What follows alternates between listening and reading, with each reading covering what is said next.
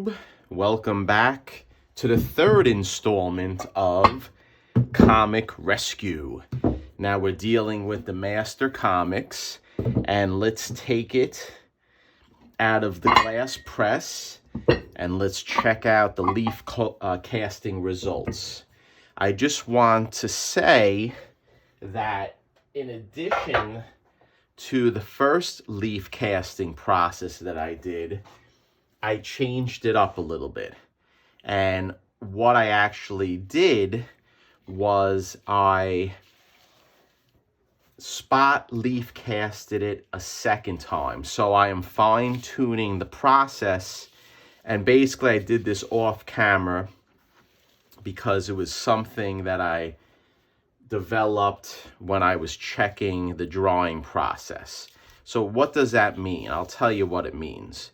What it meant was that when I was checking the cover, I noticed that it was coming out quite well, and there were a few spots that I thought can be focused on in relation to the spine. So what I did was I put the Rimet paper on, I put my towel down, and then I resprayed the actual cover lightly, and I applied the casting one more time on the spine and on the bottom of the brittle pages, which needed attention. So right now it's a little damp, but I think it turned out quite well. Remember, this was a very brittle cover, and I see now that there is some damp areas. So what I want to do is I want to get this book in my press, and I want to use my long press metal pieces in order to press this flat. So stay tuned. Let me get that set up. Okay guys, I have my press set up and I put my sheet of metal that I spoke about in prior videos. Then what I'm going to do is I'm going to put down a piece of parchment paper. I am not putting down a piece of pre-cut parchment paper because it's not long enough. So this is a rolled parchment paper. Then we're going to set up the cover on the parchment paper. We'll put a piece on top. We'll put our metal down, sandwich it in, make sure it's even, and then I'm going to clamp down on the press. Now again, I don't want to do it too tight. So there we go. Another feature that I do is I take a clamp and I clamp the middle of each side of the metal. I do this just to tighten the ends that overlap the press so that we get a nice tight fit on the outside pieces. So what we'll do is I'll leave this for about an hour. I'll check it. We'll flip it around. We'll maybe do some tack ironing to flatten things out. But this is the process. That cover has been sitting overnight between the glass plates. It did dry enough. So let's see how this turns out. So stay tuned. Okay, guys. This book has been in the press for an hour heating and about 2 hours resting. So what I want to do is I want to take it out, and generally speaking, I do not open the press this early. I like to keep the book or the cover in it overnight so it cools. But under the circumstances with this book, what I want to do is I want to trim it. I want to trim it so then I could basically press it again. So let's take the press away. And then after taking the press away, I am going to set up my glass so we can cut the actual cover. So right now, give me a second and let's put the glass down, and let me just stop the camera for a second because I want to wipe it down. Okay guys, I wiped down the glass, and now we're gonna cut the cover. And the reason why I like to cut it sooner than later is because I feel that the excess of the pulp pulls the cover, and I want to try to get rid of that as fast as possible. So let's try to flip it around so we can get a nice straight cut. And I'm thinking this way because I see the outline of the cover itself. So let's get going with this. We want to line it up because we do not want to cut any of the cover, because then we will be making a conserved grade to a restored grade, because if they pick up CGC any type of cutting, that's a problem. I'm using a number 7 blade because I ran out of number 10 blades, which is usually what I like to use, but let's do it. Run it nice and slow. We're gonna run it a few times, and hopefully a nice straight cut will occur. So right now, there we go. There we go. Let's do a few more because I can see it is still intact by the spine area. Let's see. I hope my arm is not blocking the cutting process. We'll try it this way.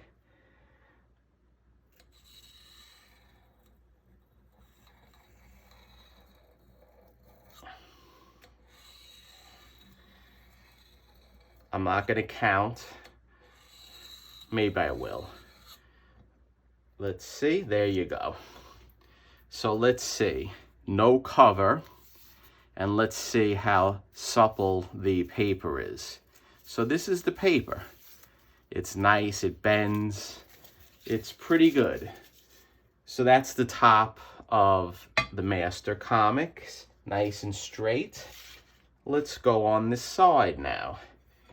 Let's see how we can do that. And as you can see, when the cutting occurs, it definitely creates the illusion of a lot better looking book, at least in my opinion.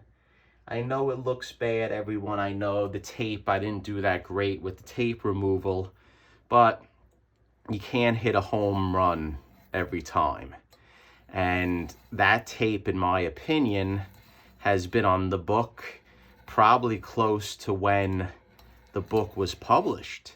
So since the 40s, and that's a long time. And if any research in relation to tape on paper, the answer is the longer the tape is on a book, the harder it is to take off. I do not like the way this is cutting because I think the blade dulled out. So I don't want it to pull. So let me just take my time with this, because this is a corner. There you go. It cut, and it cut pretty well. So there you go. There is the other side. let's do this side. Let's do the easy first. Let me throw out the pieces that we're not using. Let me get down low and get in there. And that looks pretty good. So let's cut this. Put pressure down. Let's remove any residue on the blade.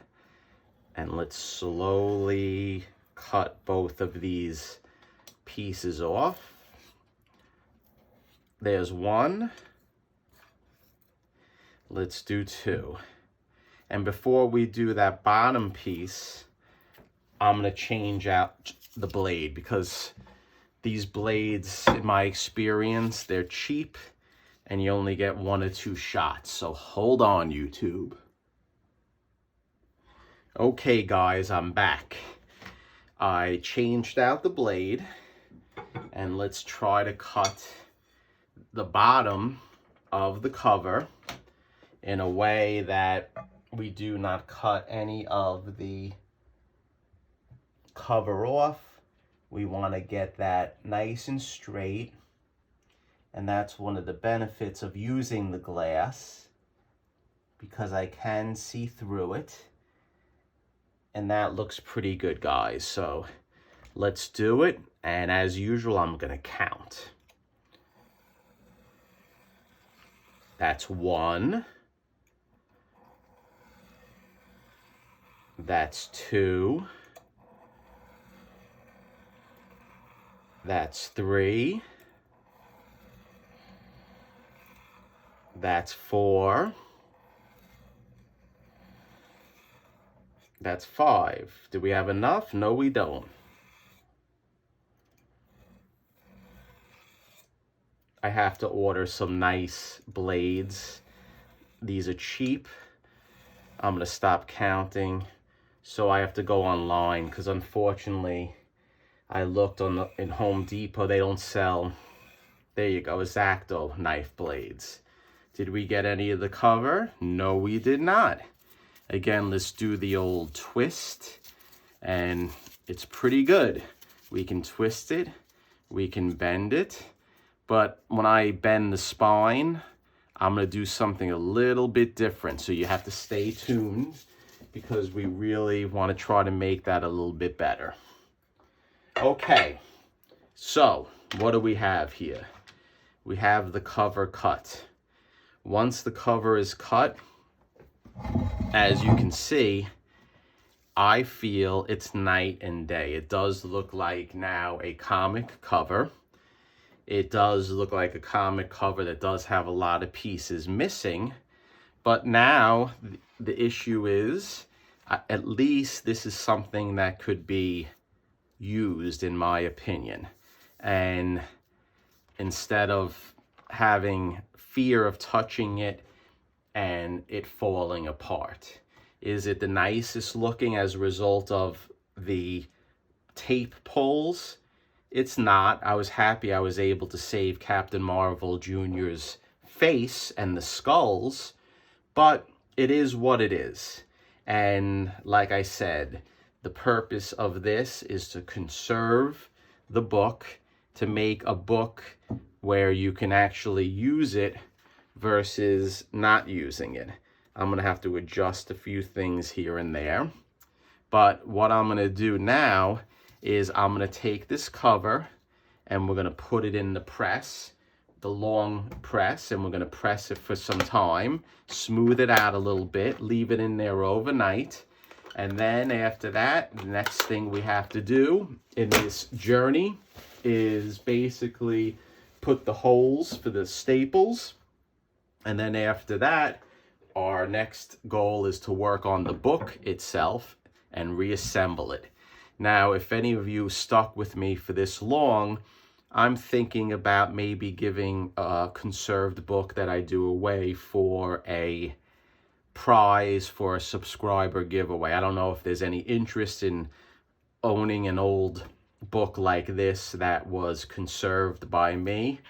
If you stayed around to the end of the video or the upload, let me know if it's something that there's any interest for. So stay tuned.